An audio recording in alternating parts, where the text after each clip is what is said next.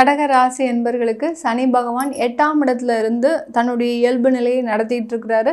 அவருடைய பயணம், சனி பகவானுடைய பயணம் இந்த கடக ராசி என்பர்களுக்கு 8ஆம் இடத்துல முடியக்கூடிய ஒரு தருணமாக வந்தாச்சு. அடுத்து ஒரு 120 நாட்கள் பக்கத்துல தான் இருக்கு. அதுக்கப்புறம் அந்த மீன ராசிக்கு செல்ல போறார். இதனால இந்த கடைசி இறுதிக்கட்ட பயணம்ன்றது பார்த்தீங்கன்னா இந்த கடக ராசி என்பர்களுக்கு நிறைய மாற்றத்தை கொடுக்க போகுது.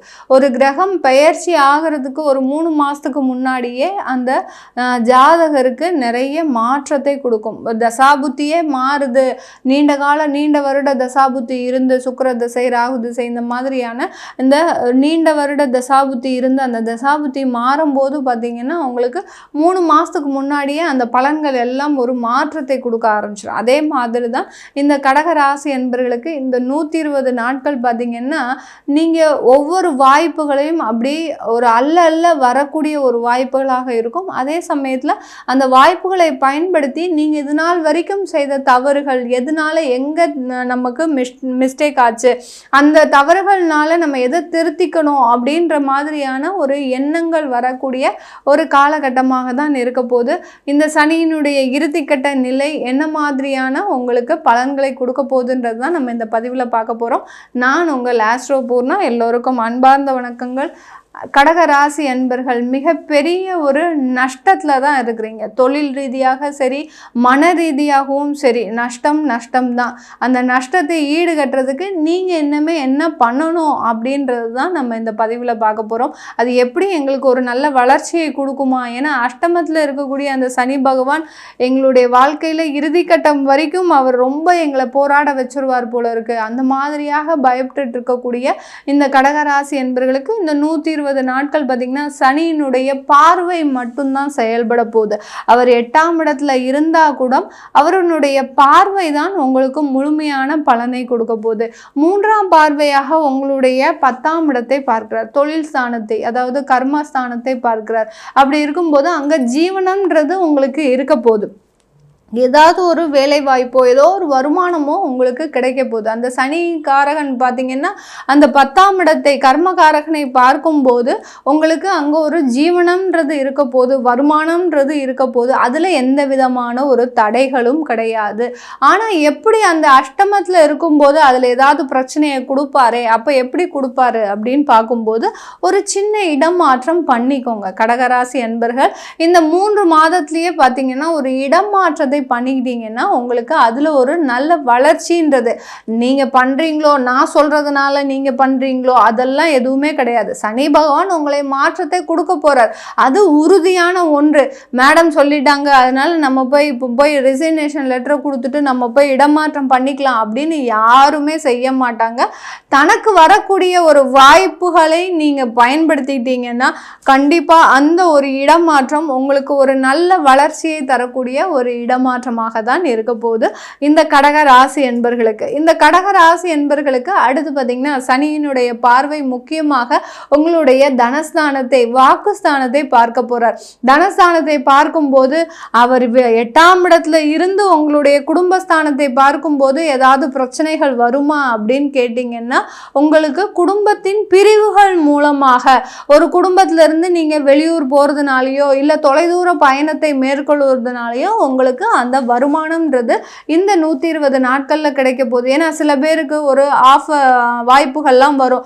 நீங்க இந்த மாதிரியா 3 நாள் இங்க இருக்கணும், 3 நாள் உங்களுடைய ஊர்ல இருந்து நீங்க இந்த வேலையை செய்தா போறோம் அப்படி இந்த மாதிரி ஒரு கண்டிஷன்ஸ் ஓகேனா உங்களுக்கு இந்த மாதிரியான ஒரு உங்களுடைய ஆஃபர்ஸ் அக்செப்ட் பண்ண முடியும் அப்படின்ற மாதிரியாக நீங்க உங்களுக்கு ஒரு டீல்ஸே வருது அப்படின்னா கண்டிப்பா நீங்க அதை அக்செப்ட் பண்ணிக்கணும். ஏன்னா அந்த 8ஆம் இடத்துல இருக்கக்கூடிய அந்த சனி பகவான் இந்த மாதிரியான ஒரு வாய்ப்புகளும் கொடுப்பார். இப்போ நம்ம என்ன செய்வோம், இந்த மாதிரி ஒரு நடுத்தர வயதே இருக்கிறீங்க, அதாவது ஒரு 50 வயது இருக்கிறவங்க எல்லாம் கடகராசி என்பர்கள் என்ன பண்ணுவாங்க, நமக்கு வயசாகி போச்சு இன்னுமே நம்மளால அலைய முடியுமா, அங்க ஒரு 3 நாள் இங்க ஒரு 3 நாள் இந்த மாதிரிலாம் அலைய முடியுமா அப்படின்ற மாதிரியான ஒரு எதிர்மறையான எண்ணத்தோடு இந்த 120 நாட்களை நீங்க ஹேண்டில் பண்ணினீங்கன்னா கண்டிப்பாக உங்களுக்கு அதுல ஒரு பின்னடைவு தான் இருக்கும். என்ன ஒரு எதிர்மறையான நிகழ்வுகள் வந்தாலும் அதை ஒரு நேர்மறையான ஒரு சிந்தனையோடு நீங்க எதிர்கொள்ளுங்க இந்த கடகராசி என்பர்கள். அடுத்து வரக்கூடிய ஒரு 120 நாட்கள்ல அதுதான் உங்களை அடுத்தடுத்து ஒரு வளர்ச்சிக்கு கொண்டு போகுமே ஒழிய, ஏன்னா சனி பகவான் எப்போதுமே ஒரு டெஸ்ட் பண்ணிக்கிட்டே இருப்பார். ஒரு ஏதாவது ஒரு ஆலோசனை வச்சு அந்த ஒரு இதுல பாத்தீங்கன்னா உங்களுக்கு அடிக்கடி ஒரு பரீட்சைகள் பண்ணிக்கிட்டே இருப்பார். அந்த பரீட்சைகள்ல நம்ம ஒரு சாதகமா ஒரு எளிமையான முறையில இருந்துட்டோம்னா அப்படியே ஒரு ஜாக்பாட் அடிக்கக்கூடிய லெவலுக்கு அந்த சனி பகவான் உங்களை மிக உயர்ந்த இடத்துக்கு கொண்டு போயிடுவார். ஏன் இந்த அஷ்டம சனி நடக்கக்கூடிய அந்த கடகராசி அன்பர்கள் எல்லோருக்குமே, அந்த கோடிக்கணக்கான அன்பர்களுக்கும் ஒரே பலனை தான் கொடுக்க போறாரா? கிடையவே கிடையாது. ஒரு கடகராசி என்பர்கள் மிக உச்சத்துல இருப்பாங்க, ஒரு கடகராசி என்பர்கள் மிகவும் ஏழ்மையான நிலையில இருப்பாங்க. இதுல மிடில் இருக்கிறவங்க நிறைய பேர் இருப்பாங்க. அது மாதிரி தான் இந்த சனி பகவானும் உங்களுக்கு கொடுக்கணும்னு நினைச்சிட்டா கண்டிப்பாக கூரையை பிச்சுக்கிட்டு கொடுக்க தான் போறார். அதுல இந்த 120 நாட்கள் அடங்கும். அடுத்து பார்த்தீங்கன்னா அந்த சனியினுடைய பார்வை உங்களுடைய 5ஆம் இடத்துல, பூர்வ புண்ணிய ஸ்தானம், பாக்யஸ்தானத்திற்கே ஒரு பாக்யஸ்தானம் இந்த பூர்வ புண்ணிய ஸ்தானம்.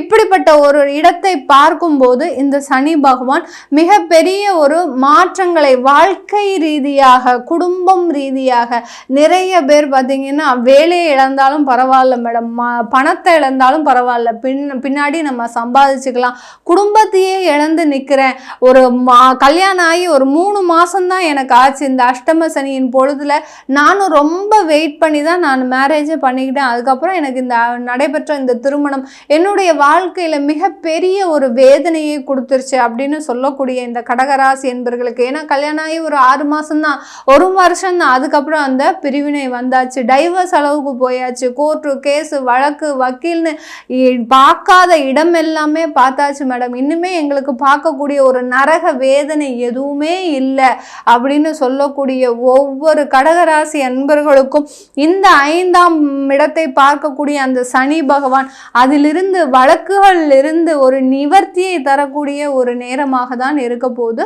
இந்த சனியினுடைய 8ஆம் இடத்துல இருக்கக்கூடிய அந்த 120 நாட்கள். இந்த கடக ராசியில பார்த்தீங்கன்னா புனர்பூச நட்சத்திர அன்பர்கள் இருக்கிறீங்க. இந்த புனர்பூச நட்சத்திர அன்பர்களுக்கு இந்த காலகட்டத்தில் தடைப்பட்ட திருமணங்கள் நடைபெறுவதற்குண்டான ஒரு நேரம்.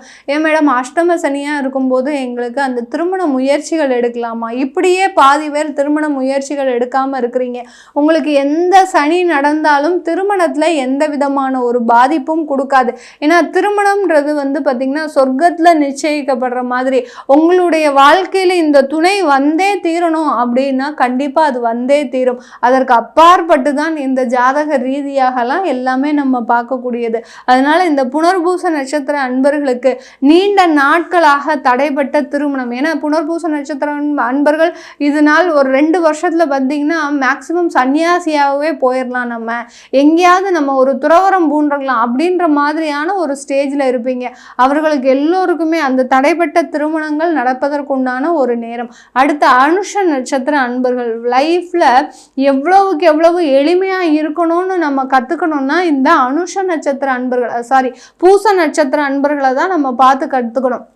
இந்த பூச நட்சத்திர அன்பர்கள் பார்த்தீங்கன்னா உங்களுக்கு மிகப்பெரிய அளவில் வாழ்க்கையில் இப்படி தான் எளிமையாக வாழணும் அப்படின்றத மற்றவங்களுக்கு கற்றுக் கொடுக்கறதுல இவங்கள மாதிரி யாராலையுமே இருக்க முடியாது. அந்த அளவிற்கு பூச நட்சத்திர அன்பர்கள் மிக எளிமையான வாழ்க்கை வாழ்ந்து கூட தனக்குன்னு எந்த விதமான ஒரு சேமிப்பு இல்லை, வீடு இல்லை, வாசல் இல்லை, இப்படி எதுவுமே இல்லாமல் இருந்து கூட நிறைய மன ரீதியான ஒரு தொந்தரவுகளை சந்தித்தவர்கள். உங்களுக்கு மன நிம்மதி இல்லாமல் தான் இருக்கிறீங்க. அந்த மன நிம்மதி இந்த 120 நாட்கள்ல கொடுக்க போறாரு இந்த சனி பகவான். அடுத்து பார்த்தீங்கன்னா பூச நட்சத்திரத்துக்கு அடுத்து இந்த ராசியில கடக ராசியில ஆயில்ய நட்சத்திர அன்பர்கள், புதனுடைய நட்சத்திரம். அறிவில் சிறந்தவர்கள், திறமையில் சிறந்தவர்கள் நல்லா சொல்லலாம். ஆனா அந்த அறிவில் சிறந்தவர்களும் அந்த திறமையில் சிறந்தவர்களும் அந்த திறமைக்கும் அறிவுக்கும் அங்க ஒரு அங்கீகாரம் கிடைக்காம தவிச்சுக்கிட்டே இருக்கிறீங்க. வெளிநாட்டுல வேலை பார்த்தாலும் சரி, இந்தியாவில் வேலை பார்த்தாலும் சரி, எத்தனை ஸ்டேட்டில் நான் வேலை பார்த்தாலும் சரி, என்னுடைய வேலைக்கு ஒரு அங்கீகாரம்ன்றது கிடைக்கவே மாட்டேங்குது. இது எப்போ தான் எங்களுக்கு கிடைக்கும் அப்படின்றது தான் இவங்களுடைய கேள்வியே, ஆயில்ய நட்சத்திர அன்பர்களுடைய கேள்வியே. இந்த 120 நாட்கள் அந்த சனி பகவான் உங்களுடைய அந்த பார்வையாக, 5ஆம் பார்வையாக உங்களுக்கு கண்டிப்பாக வேலையில் ஒரு அங்கீகாரம் கிடைப்பதற்கு, ஒரு நல்ல ஒரு வருமான உயர்வோட ஒரு டிரான்ஸ்ஃபர் கிடைப்பதற்கு உண்டான ஒரு நேரமாக இருக்க போகுது. அடுத்து பார்த்தீங்கன்னா கடக ராசியில் இருக்கக்கூடிய பெண்கள், இந்த பெண்கள் பார்த்தீங்கன்னா ரொம்ப சென்சிட்டிவாக இருப்பாங்க. இந்த கடக ராசியில் இருக்கக்கூடிய பெண்கள் பார்த்தீங்கன்னா ரொம்ப சென்சிட்டிவாக இருப்பீங்க. அதுவும் பார்த்தீங்கன்னா ஒரு திருமணம், ஒரு பிறந்த வீட்டிலேருந்து திருமணம் ஆகி புதுசாக போகிறாங்க அப்படின்னா அங்கே பார்த்து ஏதோ ஒரு ஃபாரஸ்ட்டில் கொண்டு போய் விட்ட மாதிரி பயந்து, அங்கே இருக்கக்கூடிய நபர்களை பார்த்து பயந்து, இத்தனைக்கு எல்லா ஒரு திறமையும் இருக்கும் கடகராசி பெண்களுக்கு. இருந்தாலும் ஒரு புது இடத்துக்கு போகும்போது அந்த பயத்தின் மூலமாகவே நிறைய பேர் தன்னுடைய வாழ்க்கையை அழித்த நாட்கள் நிறைய. அதில் ஒரு முக்கியமாக பங்கு வகிக்கக்கூடியவர்கள் இந்த கடகராசி பெண்களுக்கு அவர்களுடைய பெற்றோர்கள் தான். நீ பயப்படுற மாதிரி இருக்குன்னொன்னே அவர்கள் அங்கேருந்து இங்கே கூட்டிகிட்டு வந்து அவர்களுடைய வாழ்க்கையவே முற்றிலுமாக ஒரு சேர முடியாத ஒரு சூழ்நிலைக்கு ஆளாகி இருப்பாங்க. இந்த மாதிரிலாம் இருக்கக்கூடிய பெண்களுக்கு உங்களுடைய திருமண வாழ்க்கை மீண்டும் சேர்வதற்குண்டான ஒரு நேரம், உங்களுடைய குடும்ப வாழ்க்கை மீண்டும் ஒரு இனிமையாக ஆகுவதற்குண்டான ஒரு நேரமாக தான் இருக்க போது இந்த கடக ராசி பெண்களுக்கு. இது எல்லாமே நம்ம கோச்சார நிலவரப்படி பலன்களை சொல்லிட்டு இருக்கிறோம். நான் எப்போதும் சொல்ற மாதிரி இந்த தசா புத்தி தான் உங்களுடைய வாழ்க்கையினுடைய முழுமையான பலன்களை சொல்ல போகுது. அதனால அந்த தசா புத்தி பலன்களை தெரிஞ்சுக்கணும் விருப்பப்படுறவங்களும், உங்களுக்கு ஜாதகம் எழுதணும், குழந்தைகளுக்கு நியூமராலஜி படி பேர் வைக்கணும்னு நினைக்க விரும்புகிறவங்களும் கீழே இருக்கிற நம்பருக்கு வாட்ஸ்அப்பில் அப்பாயின்மெண்ட் வாங்கிக்கிட்டு நீங்கள் என்கிட்ட கன்சல்ட் பண்ணிக்கலாம். உங்களிடமிருந்து விடைபெறுவது உங்கள் ஆஸ்ட்ரோ பூர்ணா. நன்றி, வணக்கம்.